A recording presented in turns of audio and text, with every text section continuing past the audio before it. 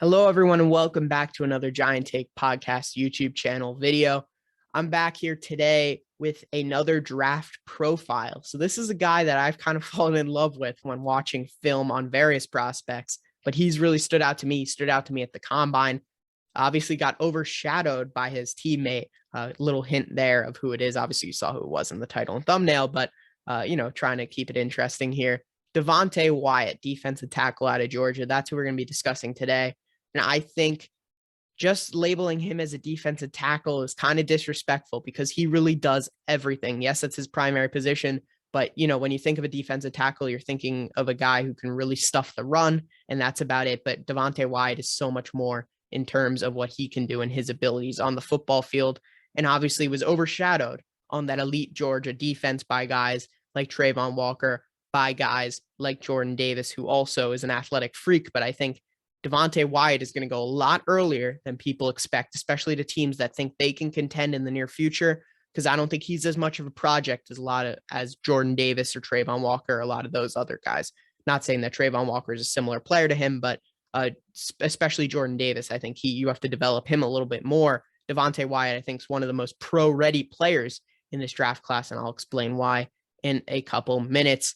A little bit of background on Devonte Wyatt. Devonte Wyatt was a dominating high school player and was rated by ESPN as a three-star prospect coming out of high school, a 49th defensive tackle nationally, and the 65th overall prospect in Georgia. He opted to improve his stock and went with the JUCO option, Hutchinson CC, where in a single year he made 30 tackles, 3 sacks, and 4.5 tackles for loss. This got the attention of Georgia and was offered a scholarship. He jumped at the chance of playing for the Bulldogs. In 2018, he played in 12 of 14 games and 235 defensive snaps with 19 tackles and 2 sacks. He had a greater impact in 2019, playing in 13 of 14 games and started in the Sugar Bowl win over Baylor, finishing with 30 total stops. Wyatt started at D tackle in all 10 of Georgia's games and was the team's leading tackler among interior linemen with 25 total. 2021 was his breakout season where he played in 12 of 13 games, starting in all 12 while logging 34 tackles, leading interior lineman on the number 1 ranked Georgia defense, 4th on the team with 22 QB pressures and added 4 sacks. He finally started receiving the recognition he deserved and was handed a spot on the coach's All-SEC first team and the AP All-SEC second team, and earned a trip to the Senior Bowl, where he was dominant, by the way, at the Senior Bowl. He was absolutely dominant. So something to keep in mind there. It's not that he was just beating up on lower level competition, not that he was in the SEC, but certainly another reason why he is certainly a very intriguing player. I think some people look at it and like 4 sacks, that's not great. Yes, he's an interior lineman, so that's, pretty good. But the 22 QB pressures for a guy his size and what he can do athletically is truly impressive. I'm going to go to his RAS, his relative athletic score here from the combine. So in terms of his size grade, he was 5.63 out of, this is all out of 10, 5.63 out of 10 and 6.37 out of 10 in terms of his height and weight at 6'3", a little over 300 pounds. In terms of his explosion grade, in the vertical, he put up a 29, which is a little bit above average for defensive tackles, and jumped over 9 feet in the broad jump, which is in the 86th percentile. So certainly good there. But this is where it gets extremely impressive for Devonte Wyatt. On his 40-yard dash, he ran a 4.77, which is in the 99th percentile.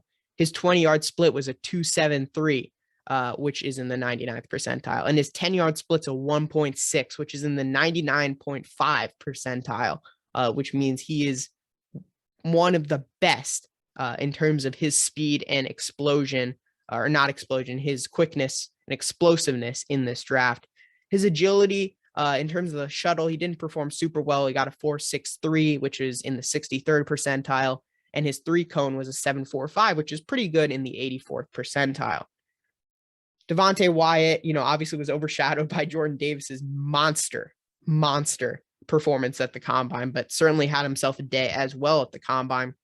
He has a little under 33-inch arms and a bit under 10-inch hands. Obviously, hands aren't really relevant, but arms certainly are.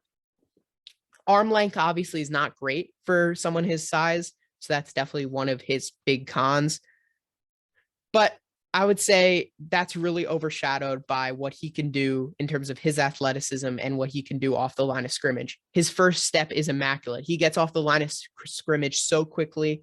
His explosiveness, his quickness, he almost runs like an edge guy. He's able to rush the passer almost like an edge. He's that quick. His pass rush, he's actually definitely the best pass rushing interior lineman in this class, one of the best we've seen in multiple years, actually. And that this is shown on his tape for Georgia, and it's shown, in the Senior Bowl as well. So you can see it all over his tape wherever he is playing. In terms of where I grade him, in terms of athleticism, I have him as a 9 out of 10. In technique, I have him as a 7 out of 10. Run defense and pass rush, I have him as an 8 out of 10. And then this averages out. I kind of have a weighted system here to grade defensive tackles, and I have him as an 8.1 out of 10 for Devonte Wyatt, which makes him a early to mid first round prospect in my eyes. I'm definitely a whole lot higher on Devonte Wyatt than a lot of people. I totally understand that. But I think a lot of people, when they're watching that Georgia defense, I get it. There's Trayvon Walker. There's Nakobe Dean. There's Jordan Davis, who really takes a lot of attention. It's really unfortunate that Devonte Wyatt kind of got stuck in the back burner, but I think all these professional NFL scouts, this is their job, right? To look through all the tape. And I think they're going to see Devonte Wyatt as an option that is going to be hard to pass up, especially in those teens and early 20s.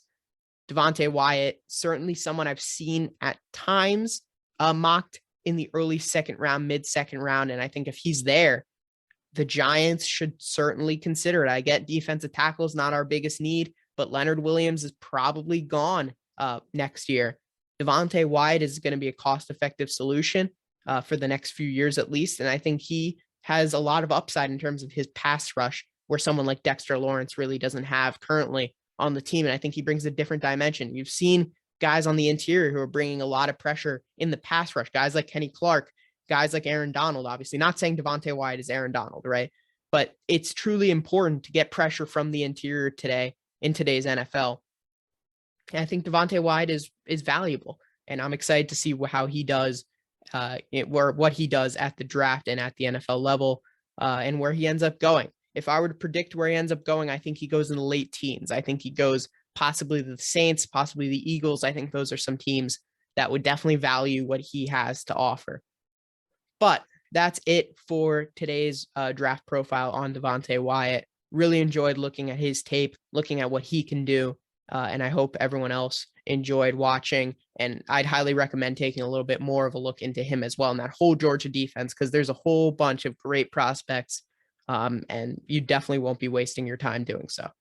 Thank you, everyone, for watching. And we'll see you next time with another Giant Take Podcast YouTube channel video. Peace.